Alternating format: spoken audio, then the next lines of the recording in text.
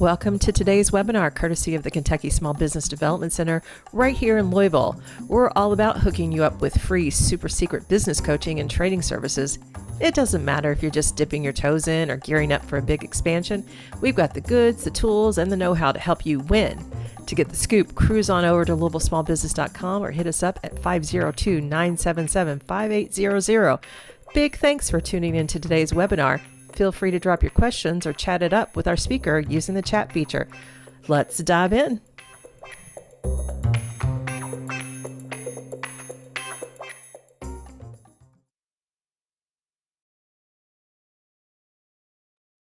Hey, welcome everybody. I'm Dave Etkin. I'm the director here at the Louisville Small Business Development Center. Thanks for joining us today for another Toolkit Tuesday. So glad to see everybody joining in today.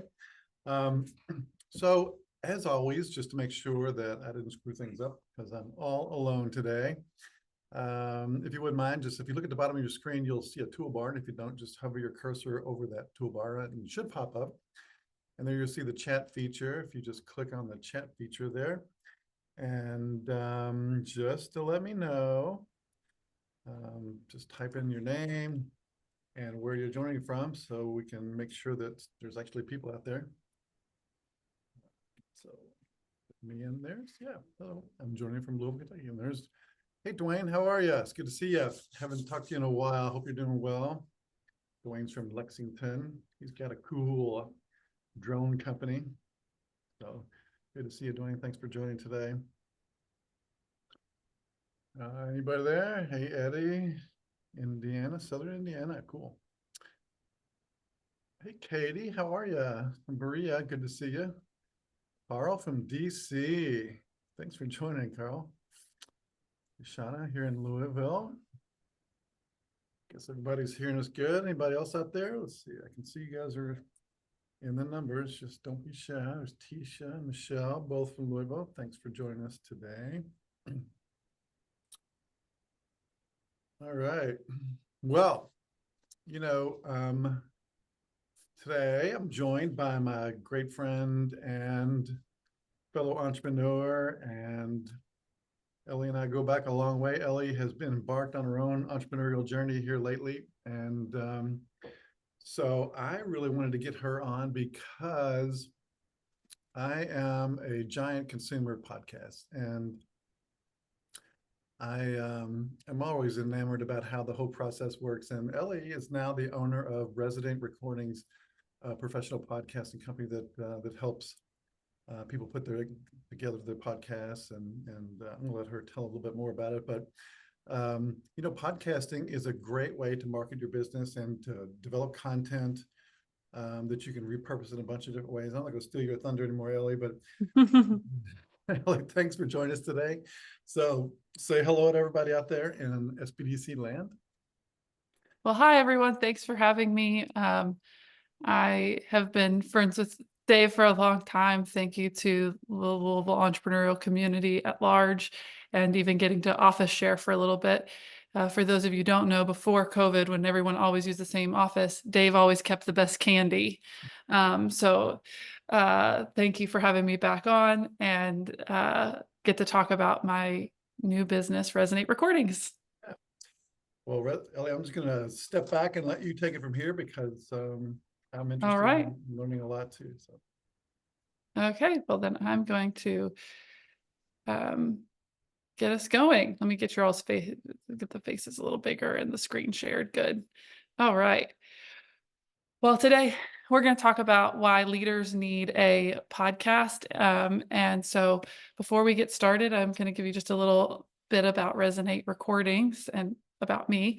So my background is in the technology startup space. I spent over 10 years helping businesses start and grow, and mostly angel and venture-backed startups.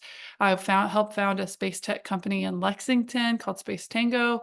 I then later pursued what is called acquisition entrepreneurship.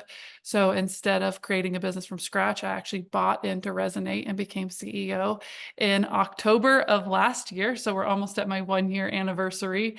And so that's kind of a little bit about my journey. I was a podcast host that became the owner of a podcast production company because I believe in its ability and what we do, which is we help businesses and thought leaders and professional creators share stories that matter to them with their target audience through the power of podcasting.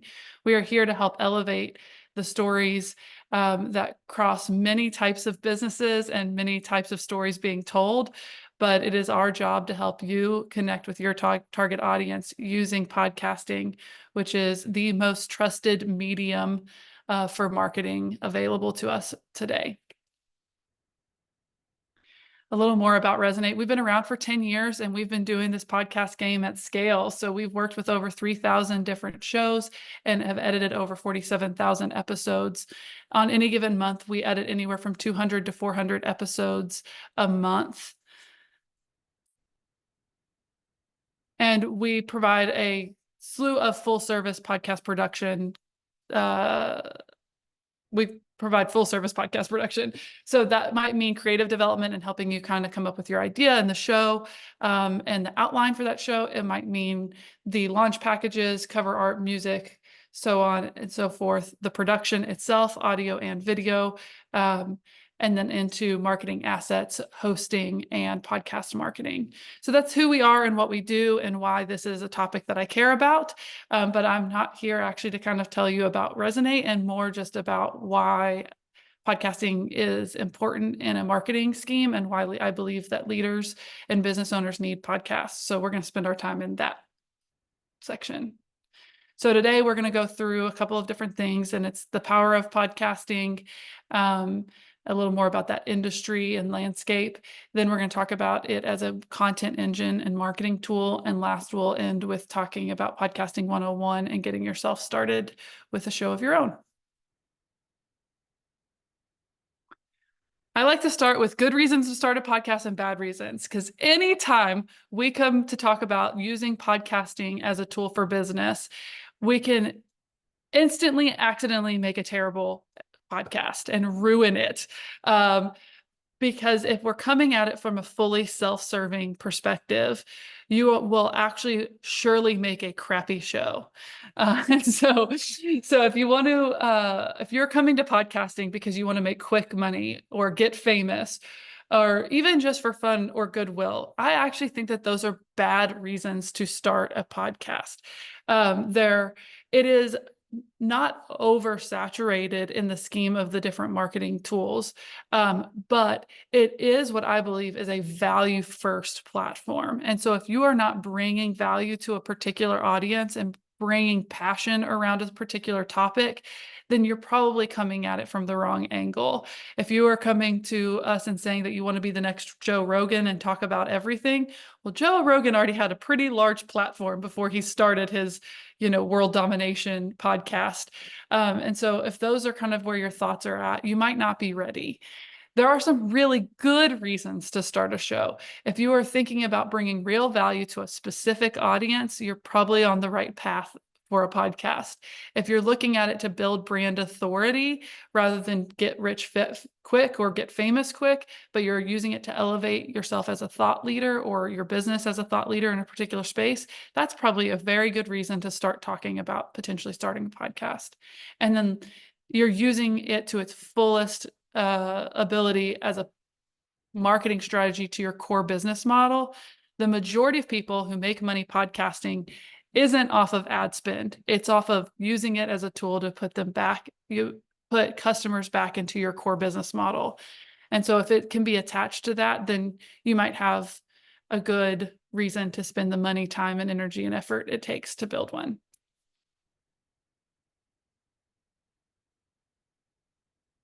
So talking about the power of podcasting and why. The business of podcasts is pretty interesting. More than 83% of senior executives in the C-suite of like Fortune 500 companies listen to at least one podcast a week, while 30% of them, 29%, actually say they listen to more than 5 hours of podcasting every single week. So if your target audience is senior leadership and executives and business owners, you're looking at a heavy consumer of podcasts. These people like to learn and get educated through this method.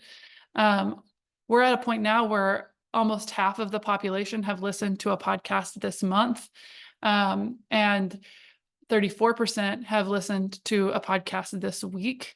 As you can see, businesses as a subsection of that is even higher. And so using it as a part of a business strategy is in line with who the core audience of these shows are. And then the biggest thing here is podcasting. 74% of listeners say that they're more likely to follow a brand and make a purchase off of an item that they learned about in a podcast. There is a high level of trust that goes into podcast hosts and the brands in which they allow to advertise on their platforms.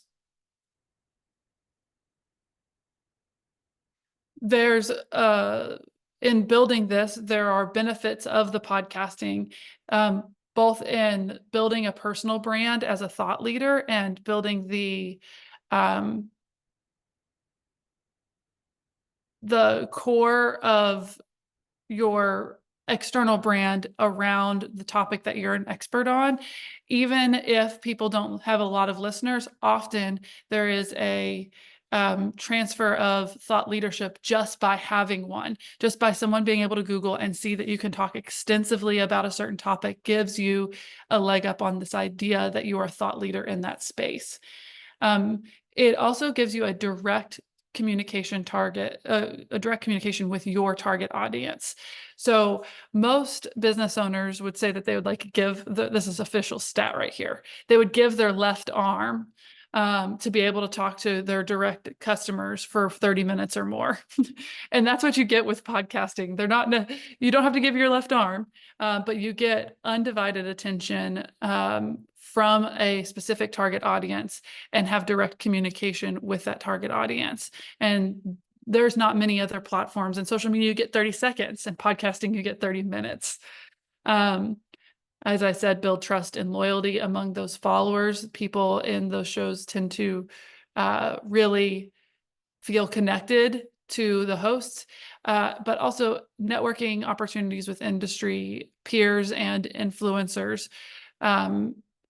This often becomes a sub-strategy of a lot of podcasting, which is the ability to connect directly with people that you wouldn't otherwise have a reason for reaching out to. You can ask them to be a part of your show. So we've actually had a big shift recently that says podcasting is vital to the future of SEO visibility, and it's not just podcasting, it could be podcasting or video casting, because Google and the other search engines are giving preference to audio and video content over blogging. And so when's the last time that you went to Google and asked it a question, and instead of its first link being a blog post, its first few links were links to YouTube channel posts or YouTube channel videos? This is because of this preference. And as generative AI makes audio and video content more searchable by these engines being able to understand what the data that it's processing, it's going to become even more searchable. And because these methods tend to have a little more engagement, it will continue to have more preference. And so we are looking at a moment in time where you may have had a set of blogs kind of building that SEO engine for you, where you might need to be looking at how much audio and video content is directly linked to my website, and how do we build SEO visibility in audio and video content as this shift begins, where the search engines are producing more content.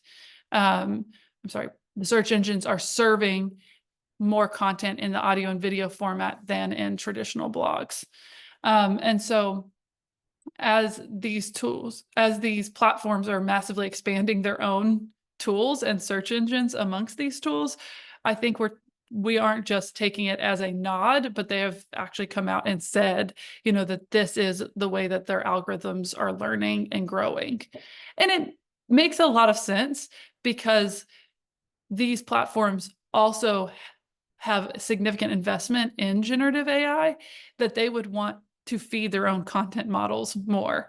So just something to keep in mind for your business if you haven't already thought about what audio and video content lives in your website and connected to your website. It's probably time to start thinking about that SEO visibility.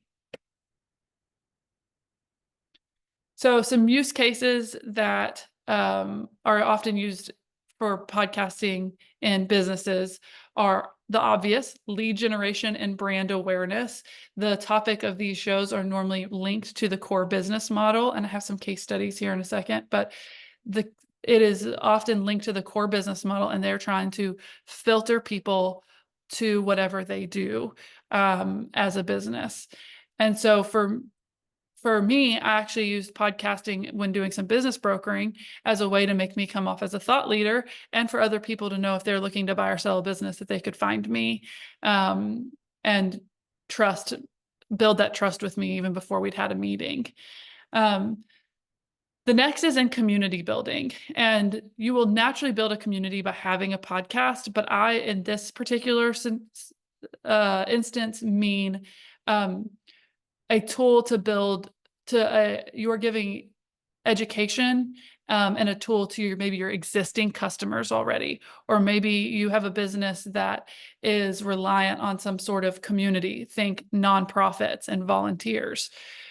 Often a podcast is a good way of communicating with that internal community, building them up, making them feel connected into a core mission or value, giving them resources, and bringing a group of people together. So it's not necessarily about finding new leads, but it's about giving resources to the community that you already have. One that people often overlook is in the corporate space. We have podcasting as used as a part of internal corporate communications. And it can be a part of training, hiring. We also see it often in road warrior sales forces and being able to communicate to them as they're out and about in a more long form way, getting an update on the business and its health, so on and so forth. And then strategic connections. And I mentioned this one earlier, but we have seen a increase in people using their podcast as a way to get at people that they want to be strategic partners with in a natural ask. So instead of cold emailing someone that you don't know very well and asking them for a coffee and then trying to bridge that gap, this gives them a way to say, hey, I have a podcast on this topic. I think that you would be an excellent guest. Would you ever be interested in it? And often the conversations that happen before or after the show help build a bridge to other types of connections for the future. And so often people use it in this way. And it can be one of many of these things. All right, so interactive time. Let me find my chat. I think I minimized it and I didn't mean to. I want to know how many of you listen to podcasts, and do you think of podcasting, when you think of podcasting, do you more readily bring to mind hobby podcasts or business podcasts, entertainment or education? So when you think of podcasting, what first comes to mind? And then where are the chats? And make sure you've toggled to everyone if you want everyone to see it, because I've noticed some people are coming through on host and panelist, which means me and Dave can see it, but you all cannot. But how many of you listen to podcasts, and do you think of it more as a hobby thing or a business thing, entertainment? You can even give me a show that you really love.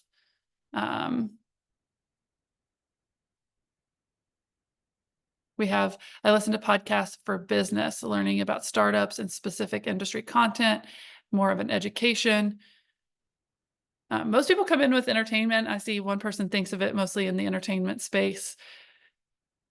What is your favorite entertainment style podcast? Are you a true crimer? Business, personal growth? And then if you wanted to drop your favorite podcast, by all means, let me know. Maybe we helped make it. So next, I'm going to start talking about business as a marketing and content engine. I like that. Financial advice, Dave Ramsey. I know. Oh, maybe I know is a podcast. I wasn't a response to Dave Ramsey. I'm not sure. Oh, How I Built This was a gateway business podcast for Katie. And I agree. That is a very good show. Cooking and recipes. I haven't used that for that. I should think of that. That's great. All right. Well, one thing that I like to talk about is utilizing, if you're going to spend the time and energy to make a show, that you want to utilize it for all it's worth and build what I call a content engine. The beauty of a podcast is that you're creating a long form piece of content that is value driven.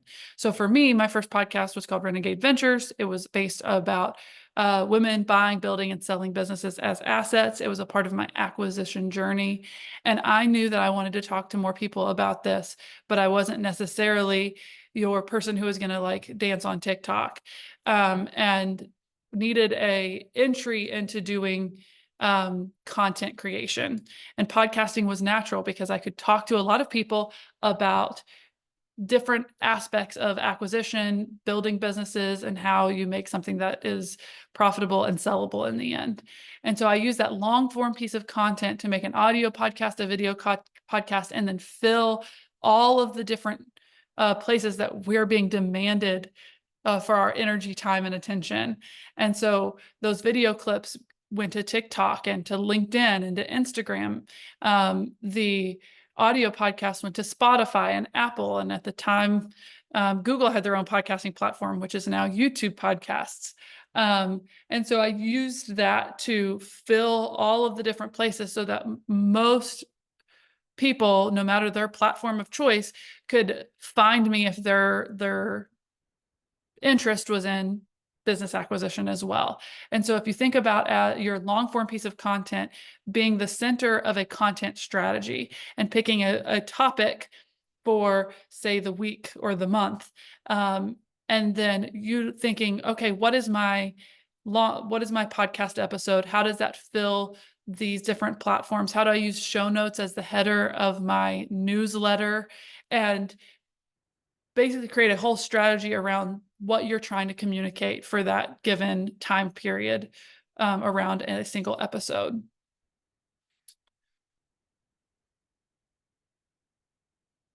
So the way that we actually do this, and it's kind of, I think I just stole my second slide, but is that we take one podcast episode and it can be edited as audio and video, depending on if people record the audio. Many times people are using a platform that's Zoom-like Riverside or Squadcast. Sometimes we're recording these in person to get video and audio, and sometimes they're just doing the audio version. Then we create, after that episode has been approved, we create the social assets off of that. So quotes onto static images, what we call social cards, videograms and audiograms are TikToks and Reels.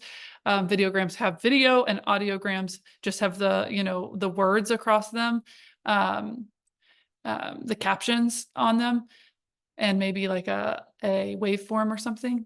And then we can utilize these two things to create a blog post or a newsletter, so that you also have the written content. One thing that's not on here that kind of goes into SEO benefits is we're often thinking about what are the keywords that this client is trying to search for, and thinking about that as we pick out our social posts and what would be written in a blog or a newsletter is what are the SEO metadata that needs to be there? What are the words that they're trying to rank for?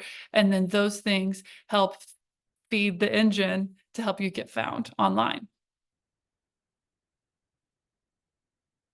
And then we talked a little bit about this, but a benefit that is a little less tangible is building an engaged community. Often you have an engaged audience in a way that most other content generations might not be as engaged. You might get lots of likes and maybe some reposts, but really being able to engage and get a feedback loop often is harder in other platforms than it is in podcasting.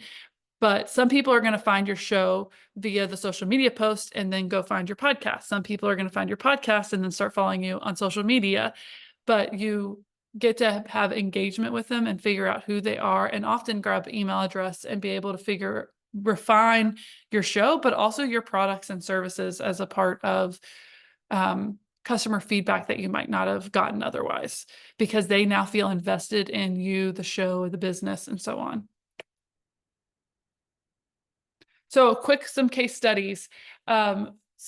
Seamwork is an online community for people who make their own clothing.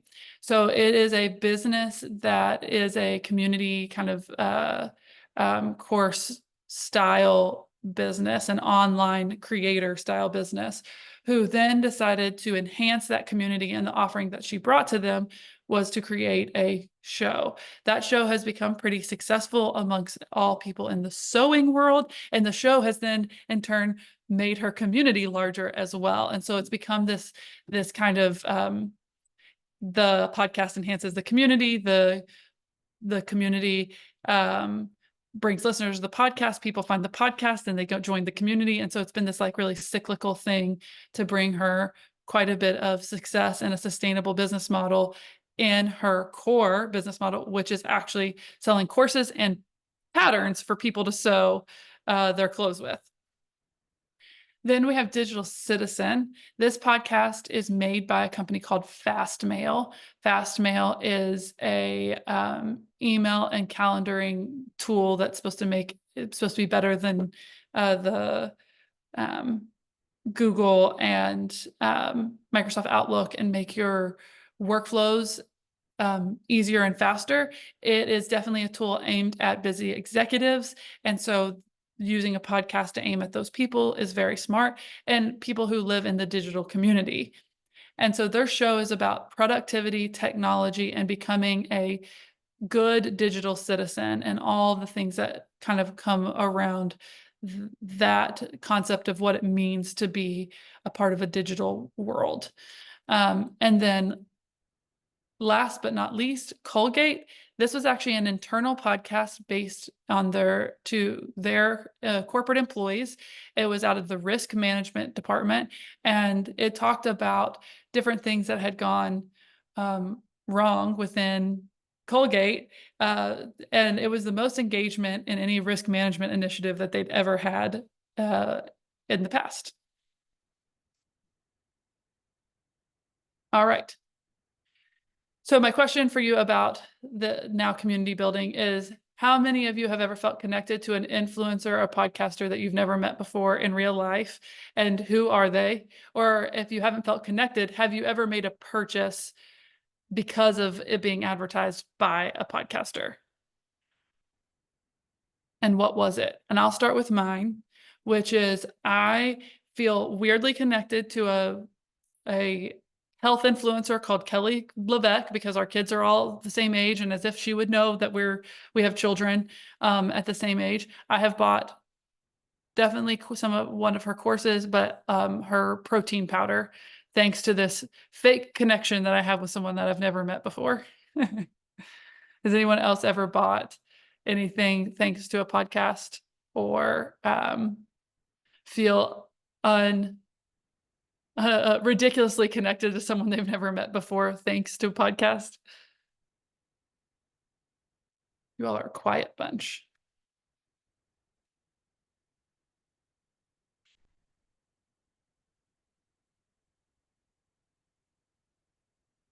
Oh yeah, you bought a book from Jesse Frost, No-Till Growers. That's cool. Now I need to go look up this podcast. I have a garden.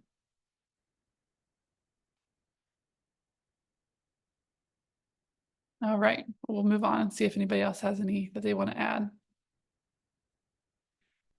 Okay, so moving into podcasting 101. There's many categories of podcasting, and what we've really largely been talking about would be in what I would call education. We had to kind of try to clean up what is a very wide variety of podcasts, and lots of them can span multiple of these subsections that were made up by Resonate. So it's not even necessarily that official, but it is true that most podcasts kind of fit into one of these categories of entertainment, being about true crime, history, storytelling, comedy. You are there to be entertained. Then education, and you think of all the business podcasts, health podcasts, niche learning interest areas. Then news and media. You think of all the major networks have their own podcasts now. NPR has them even on special subsections. Independent news and media also have been using this platform as a way to reach their audiences. And then I also think of the corporate communication, risk management, general comms, engineering teams, etc., using internal corporate communications for podcasting. A lot goes into making a actual show. And so this can be extremely overwhelming. When you think about podcasting, sometimes people are like, grab a mic, hit record and let it roll. And a lot of times that is not a terrible way of getting kind of going if you're feeling the need to push forward. But there's a lot that goes into creating a podcast. Every podcast needs cover art so that you have a thumbnail on these different platforms. You need a hosting platform, and hosting does not mean the person behind the mic. It means an RSS feed that then the other listening platforms read. You need to think about what the topic of the show is and the creative development. Are you going to record in person or not? Are you going to pull that social media off of it? What tools are you going to use to do that? There are plenty of tools out there at this point in time. If someone's trying to start a podcast and do it on a budget, that they can absolutely do a DIY version, no doubt. I obviously think that outsourcing it for busy leaders is a smart use of time, energy, and attention. But some people are trying to do this on a budget, and there are plenty of wonderful platforms that have made that easier and easier. That would be a great place to start to help you make clips for audiograms and videograms, AIs that can help with show notes. While I don't, Resonate does not use AI for show notes. It's one of the places that I choose and will not use it.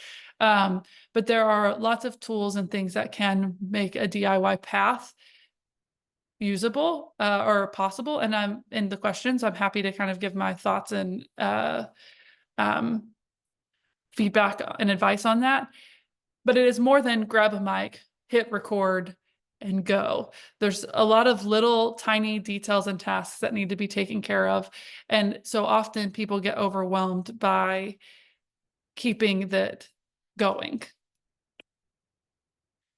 I think the thing that helps people keep it from the start going the best is when they've spent the most of their time on the planning end and they really understand why they are doing this. So we start with most of our clients being able to answer these kind of planning and development questions. First being, why do you want to start a podcast? Who is my target audience? And no, it is not everyone. And do those target audiences, if you go a step further, do those target audiences align? I've talked to, I think of a good example is I was once talking to a university who wanted to start a podcast, and they wanted to be able to talk to current students, potential students, and alumni all at once. And those people are three very different target audiences who have very different interests. And so my concern and feedback for them was that you can't make one show that talks to all those people. There might be some overlap in content, but the tone of talking to an 18-year-old or a potential student, so a high schooler, trying to attract new students to your school is very different than talking to someone who graduated 30 years ago who is now a business owner, and you're hoping that they'll donate as an alumni. And so understanding if those target audiences are compatible to one show. What does the structure look like? Are you an interview based? Are you a true crime or an investigative reporting style? Or are you a solo educator or a blend? There's lots of different types of structures and formats that a show can take and follow. Chaos is not a structure. So there are many people who think that they're going to like change the format. And it turns out podcast listeners really enjoy predictability. So even if you decide that you want to have mostly a interview-based show where you trickle in some solo educations, that's totally fine. It's just they want to see it happen weekly or every other week on a specific date so they know when to tune in and it can be a part of their routine and their feed. They want to know that this show is going to consistently show up and give them information within a certain topic, and that often, even if they have kind of two blends, sometimes they'll note it. And so there's a show that I love called Money with Katie that releases twice a week. And on Mondays, they do a thing called Rich Girl Roundup, which is really just the host and the producer talking up through questions that the audience has asked. And then Wednesday is their actual full episode, and it has more of a investigative reporting style deep dive into a particular money topic, say Roth IRA versus traditional IRA, and they'll go on a deep dive. And so I know that on Wednesdays, I'm going to get a pretty long format deep dive into some specific topic. And on Mondays, it's going to be far more goofy and laid back around one particular question. And that you can still have multiple types, but they kind of have those notated so that people who gravitate one towards one type or another know that. And so chaos is not a structure. Having some sort of repeatable format, even if you have flexibility, but you need to have a structure.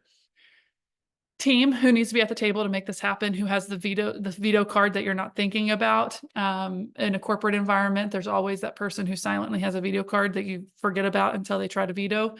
And then budget. Do you have the funds to invest? Do you have the time to invest? This is time intensive. It can be a very huge strategic way to use time so that you're using it in chunks across a multitude of platforms. I like to batch record and aim for certain days where I get in several episodes at once. And so it's a strategic use of that time, but it is time nonetheless. And I don't think that people should think, oh, that this is just super easy. And then timeline, when do you want to launch this show by and why? Does that line up with a particular reason or not? And so that is some of the things that we are looking at our clients as on intake. Do they have the answers to these questions, or do they really need to work through this with someone on our team? And I think that this can be done on your own, but these questions have to be answered to be ready to start that show. And then you can start talking about the show, the title, the concept, the cover art, the brand, the vibe, creating the music, and what is that larger brand. So branding is not just about the way that it looks, but in this case, with the way that it sounds. And do you want there to be sound design elements, music on the background, cheeky little rings and dings, to emphasize something? That's when you start developing that show concept, creating that cover art and getting your music, recording that intro and outro and having that edited, getting your podcast directory set up, which is basically you go to each of the platforms that you want your show to appear on and create an account, and then give them your RSS feed from your hosting. That'll be generated by your hosting platform. You're ready to record episodes, make sure that those episodes are edited, the assets are created, launch those episodes and those assets, and then repeat. And so I say this all to say it is totally possible to do it in DIY format. but there are a lot of items to tick through on the front end. So give yourself some time to tick through those items before you launch your show. Some successful leadership podcasts that Resonate works on. Intuitive Customer podcast up in that corner is a person who is a influencer, thought leader, and consultant on customer experience, and that show has brought him a lot of success. Better Boss Now, Joe Mull is a professional speaker on leadership and how to build good teams and be a better leader.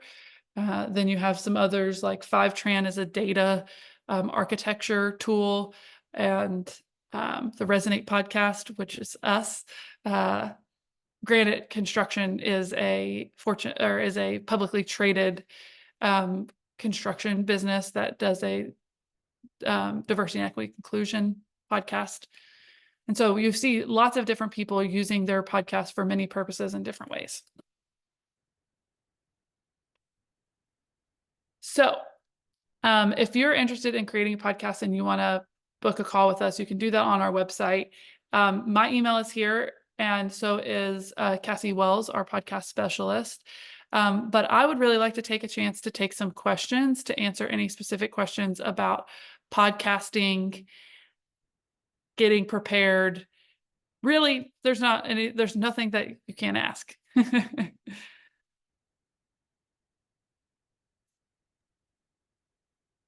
So I have a question. Let's do it. I guess really I'm going to start at ground zero. You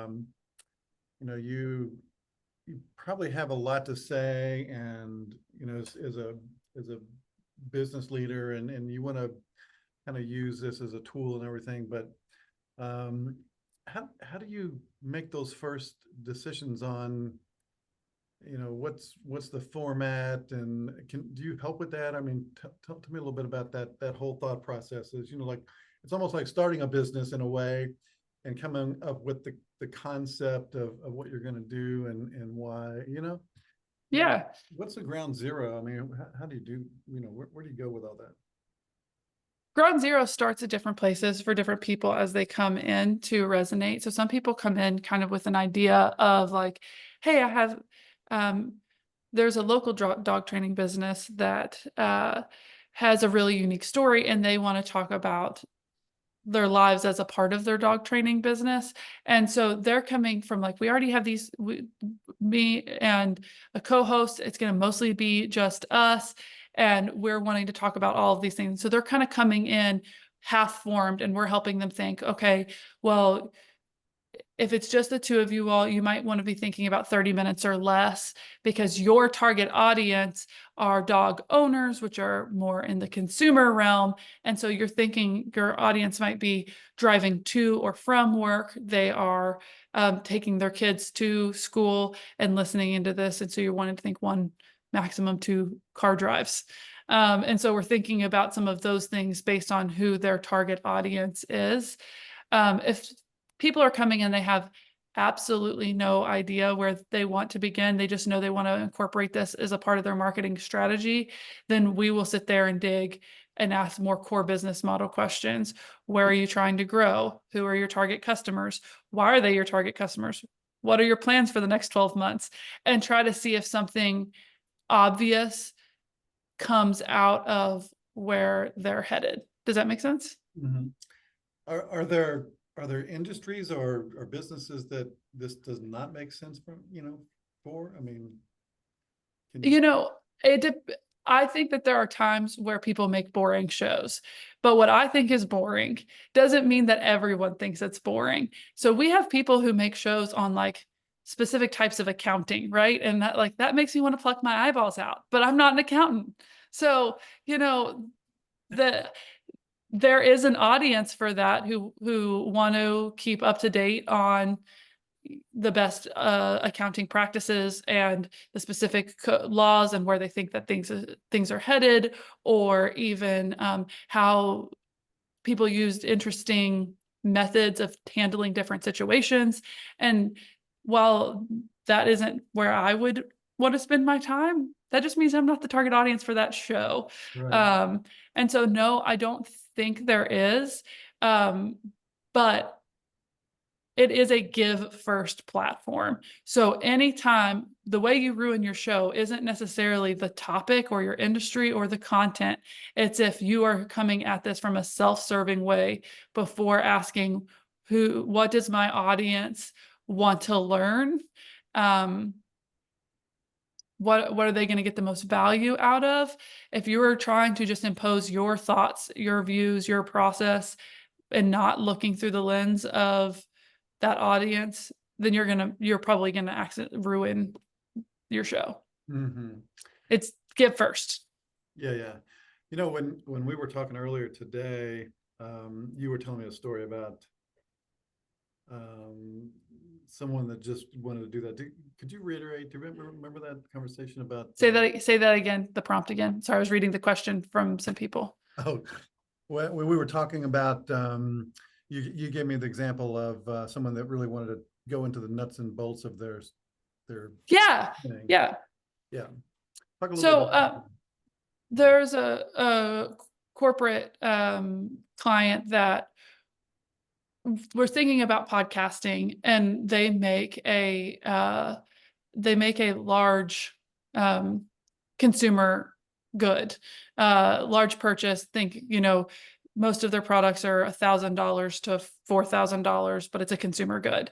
And so their podcast was going to be aimed at consumers, and in the green space, or that they were just trying to mull over this idea. They weren't even official, but we were just thinking about, like, what would a podcast be? And in my opinion, that wasn't a good enough topic.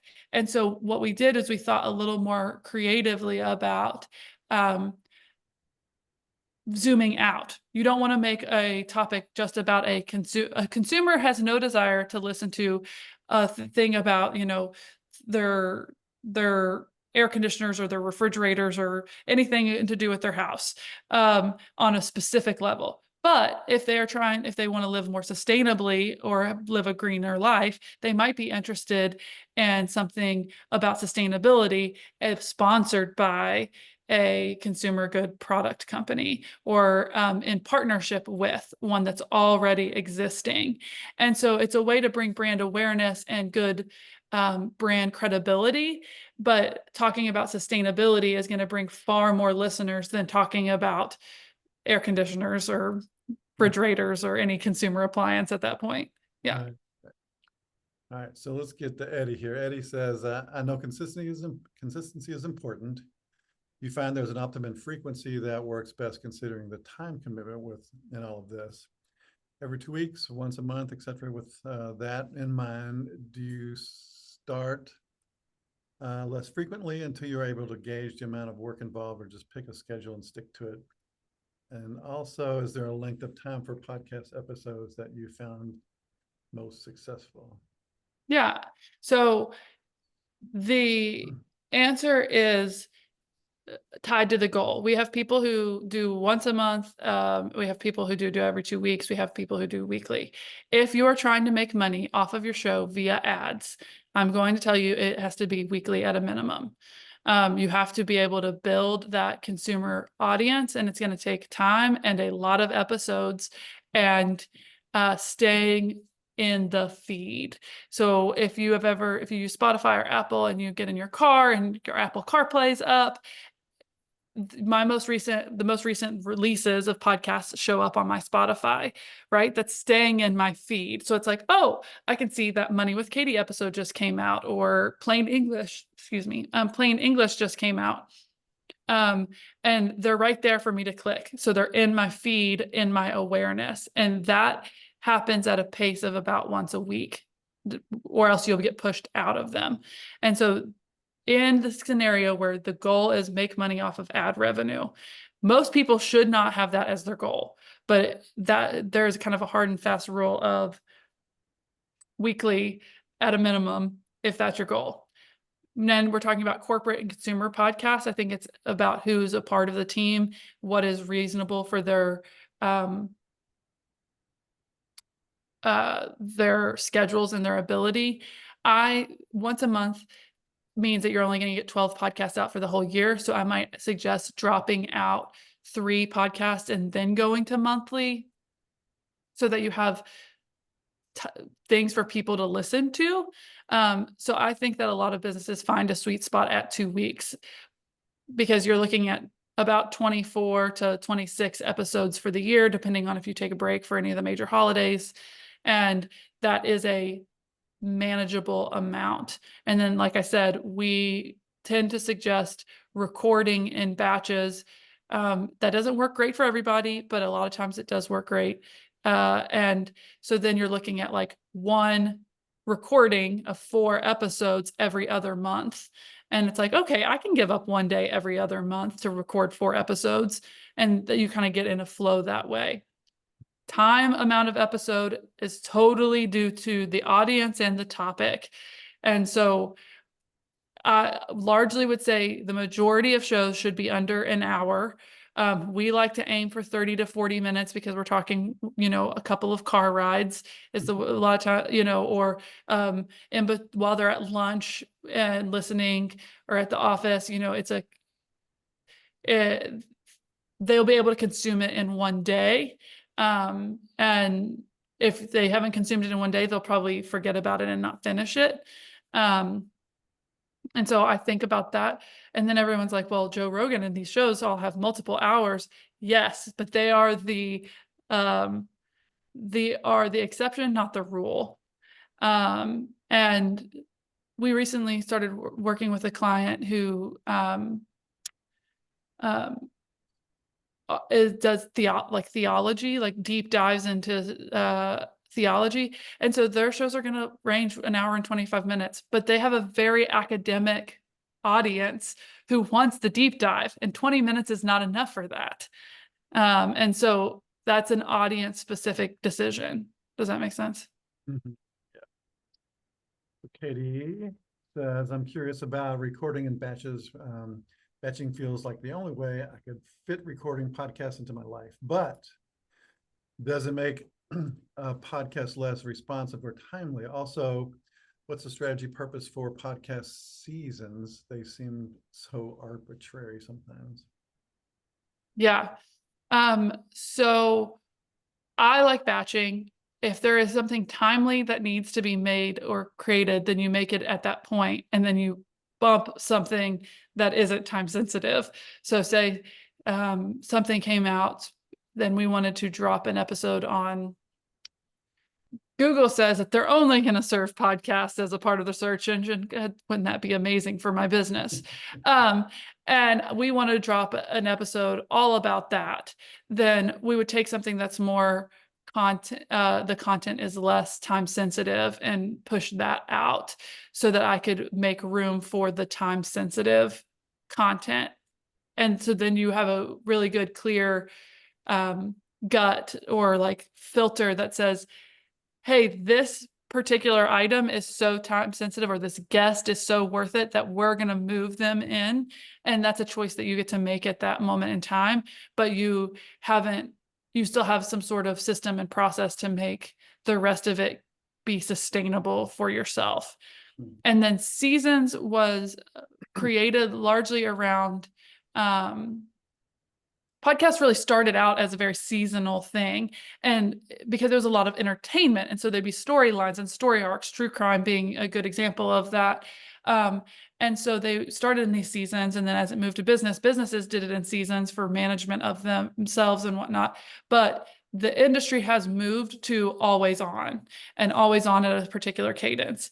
And so sometimes it's not that seasons are all bad by any means. But again, if you're going for ads and ad revenue, they're even pushing true crimers towards a always on release kind of schedule, because that's what's in the best interest of the advertiser and the listener and the listener's habits.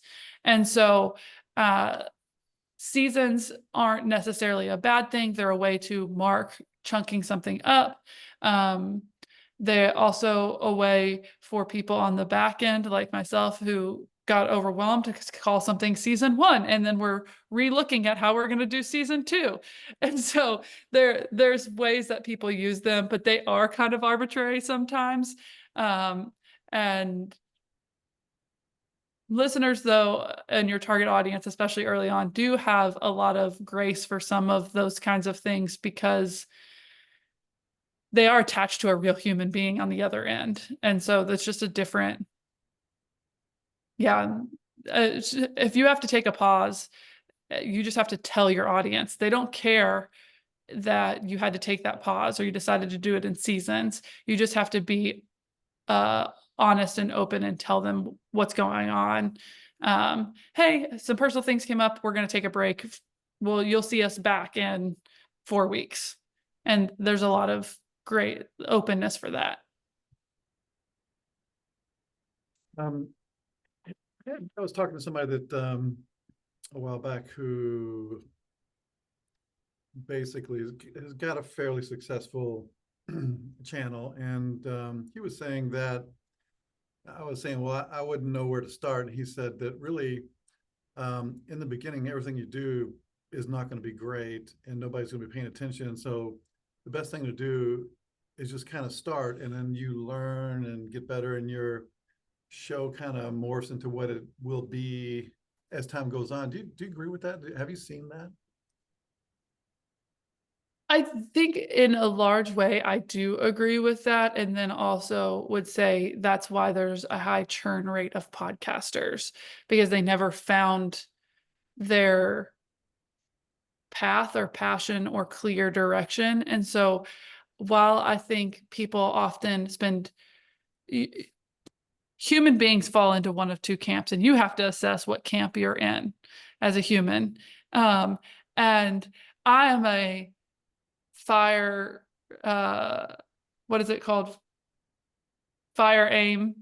Yeah, point fire. Like I'm, so that's not a bad thing for me to take a second and actually put some thought in on the front end. If you're a person who's going to spend all your time creating something and then never make it, then maybe challenge yourself to just record an episode or two. If you have a general enough concept, that the advice is just do it isn't a bad thing if you're the person who's never going to pull the trigger. Because you will find your way and you will find that it's a lot, but it is manageable if you get the right systems and processes around you. And I just think that some of that advice is sage in that the first ones are going to be a little messy, and you are going to be figuring out who your show is and why and what are those customers and or listeners, and they're going to have the lowest numbers of listens. And so don't overthink it. But there are people who often are underthinkers. And I do think that there's a room to make sure that you have some of those strategy pieces kind of thought about.